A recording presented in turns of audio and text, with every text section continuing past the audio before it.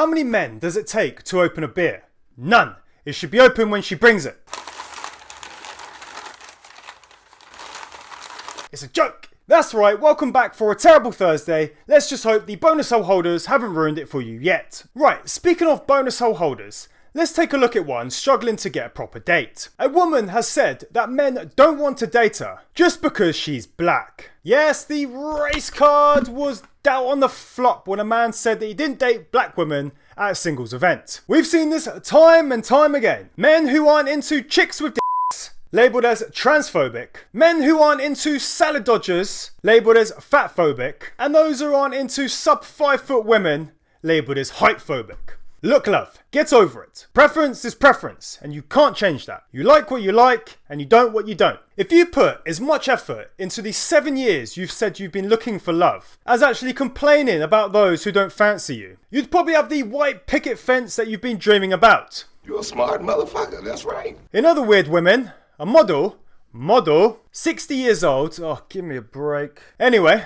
the model who was evicted from a beach hut for being too glam has now been fined £56,000 for her revenge campaign. Yes, this model, what was she modelling? Wrinkles? Anyway, she was kicked out of a Mermaid Haven beach hut for being too glamorous, but now faces over £50,000 in court fees and a 24-week suspended sentence. She was actually kicked out when she clashed with locals because of her antisocial behaviour when she carelessly parked her convertible, blaring out her shit music through the open roof. The council had no choice other than to make her the first person in 25 years to be removed from a beach hut in West Sussex due to her selfish behaviour. She now faces the bill after her revenge campaign of harassment against a woman who had to move towns and get a new job because of the verbal abuse, the pestering behaviour, the intimidation, the photographing, and recording her without her consent. Word of the day, delusion. Oh, what a loser! Let's keep going with the bonkers bonus hole holders. Oh, this is fun. A racy streamer who sold her farts says that a beer company wants her pap smear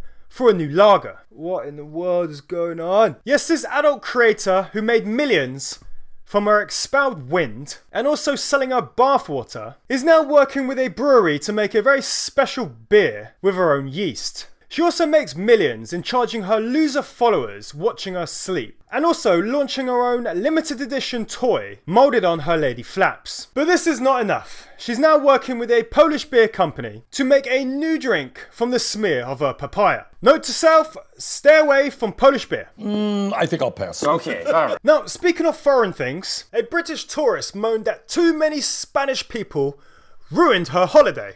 God, it's no wonder why people hate us. Look, love, I know you're never more than 7 foot away from a Dover Discoverer here in the UK, but in other countries, people like to travel within their own border. Yes, this woman's holiday in Benidorm was ruined and made a misery by rude Spanish people when she tried to holiday in the most British place outside of Britain. She's demanded a full refund or a free trip. Can someone please just take this woman's passport away? Please. He's off to get it. I'll take that. Right, enough about women, let's take a look at men. We aren't much better. Here we go, now featuring the world's most dangerous delicacies as a live tentacle from an octopus chokes a hungry bloke. Seriously, what's wrong with a good old burger and chips? Or even kimchi in this case, as this man from South Korea choked and had a heart attack while he was eating a live piece of octopus. Now, I do love steak tartare, but if that thing is still moving by the time it's served in front of me, I'm not eating it. I'm an adventurous man, and I'd probably try anything once. But if I've got to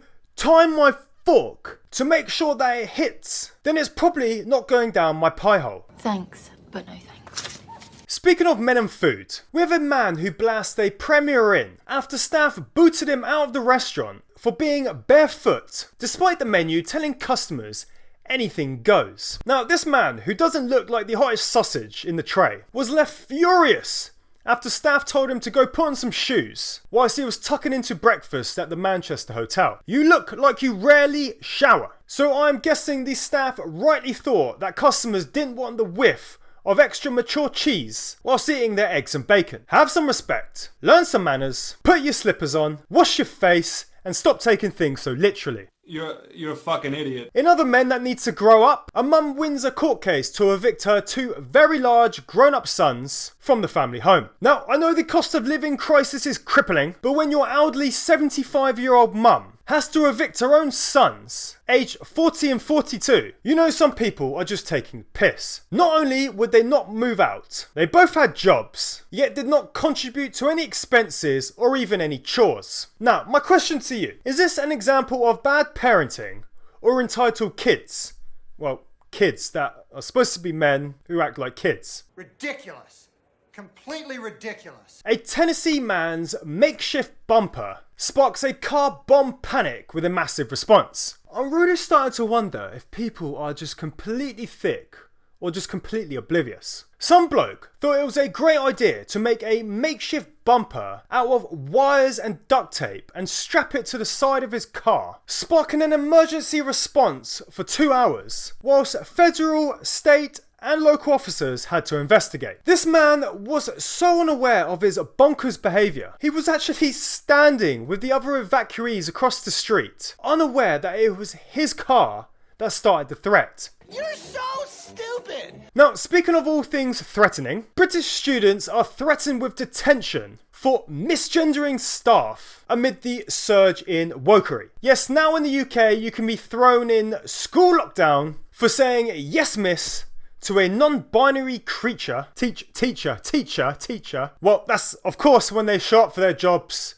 when they're not out on the picket line or at picnics. Look, teachers, is it because no one of adult age gives two shits what you do in your own bedroom? You feel you need to exert your power over our kids. Instead of trying to teach them a lesson, why don't you teach them the lesson? You know, English, maths, science. Ah yes, when you've got to do that, you go on strike. My apologies.